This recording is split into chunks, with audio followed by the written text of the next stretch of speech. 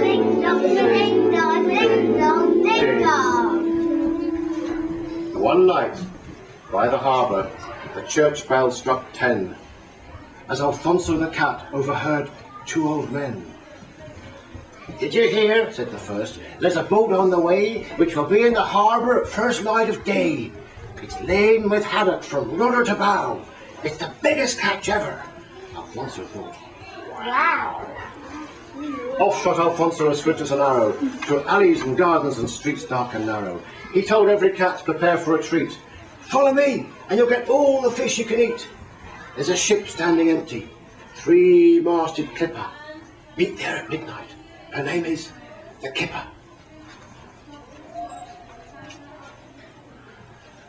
A little while later, 2 terrified dogs turned tail at the sight of a great gang of mogs boarding the Kipper on soft silent paws, with pistols and cutlasses clamped in their jaws. Wow!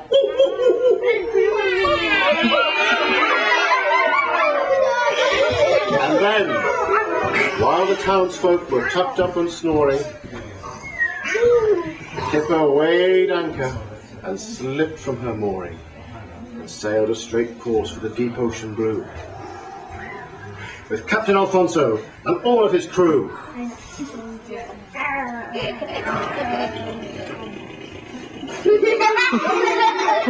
That's not what you think it is. It's a trawler. The trawler boat captain, Trelawney P. Craddock, looked down with delight on his huge haul of haddock. "Oh, that's the biggest catch ever," he said with a smirk. "I'll be famous and wealthy and won't need to work." But then, what was that? Craddock peered through the mist. There was something close by, and that something just hissed.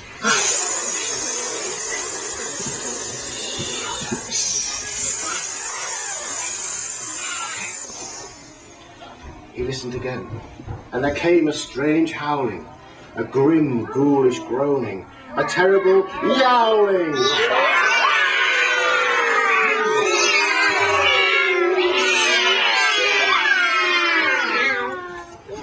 "What's up?" gasped the mate.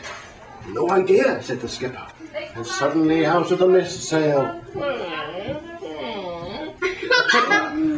Kipper. And as she came close in the moon's eerie light, the fishermen shivered and trembled with fright, for as hard as they looked, not a soul could they see. That blood-curdling din!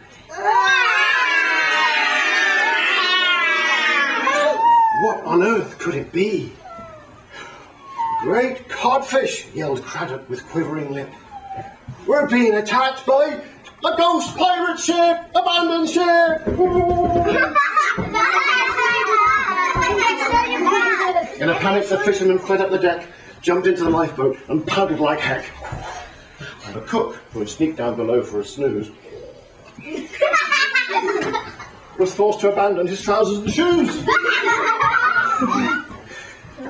When Craddock's crew had rowed too far to hear, the voice of Alfonso cried, "Okay, all clear!" Okay, clear. One by one, furry faces popped up with great glee. "Hey, check out that haddock! Fish-tastic! Yeah-wee!"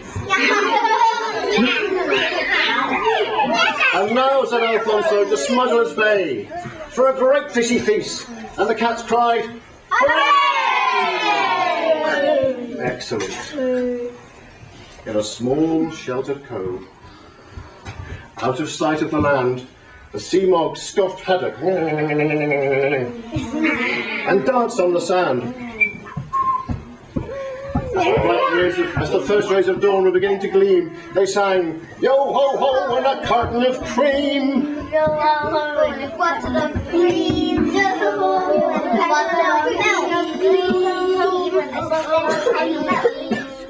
A day or two later, Trelawney P. Craddock was telling of phantoms who'd stolen his haddock. "Their flag was 2 fish bones, I'm quite sure of that, and something which looked like the skull of a cat." "A cat," said the townsfolk. "A cat? Don't be daft. Who heard of cat pirates? And everyone laughed.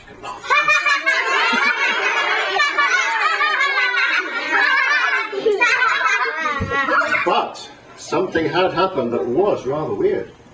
Where were the cats? They had all disappeared. They were gone for a week. A whole week without dinner. But when they came back, they were fatter, not thinner. I should have done that because I'm the captain.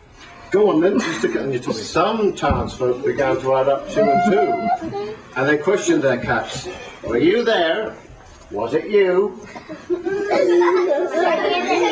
the cats had all taken a most solemn vow just to look up all sweetly and answer, Me? How?